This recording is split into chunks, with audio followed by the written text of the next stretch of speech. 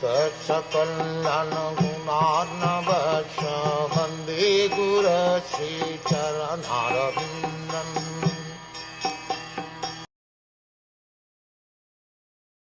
When the respective warriors of both camps, namely the Kauravas and the Pandavas, were killed on the battlefield of Kurukshetra, and the dead warriors obtained their deserved destinations, and when the son of Dhritarashtra fell down lamenting, his spine broken, being beaten by the club of Bhimasen, the son of Dronakarya, Aśvatthāma, beheaded the 5 sleeping sons of Draupadi, and delivered them as a prize to his master, foolishly thinking that he would be pleased.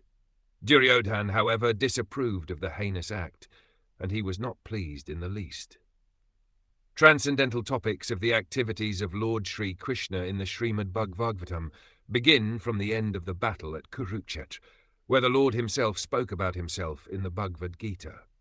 Therefore, both the Bhagavad Gita and Srimad Bhagavatam are transcendental topics of Lord Krishna. The Gita is Krishna Katha, or topics of Krishna, because it is spoken by the Lord, and the Bhagavatam is also Krishna Katha because it is spoken about the Lord. Lord Sri Chaitanya Mahaprabhu wanted everyone to be informed of both Krishna Kathas by his order. Lord Krishna Chaitanya is Krishna himself in the garb of a devotee of Krishna, and therefore the versions of both Lord Krishna and Sri Krishna Chaitanya Mahaprabhu are identical.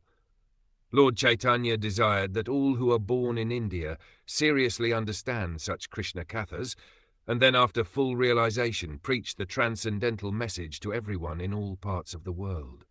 That will bring about the desired peace and prosperity of the stricken world.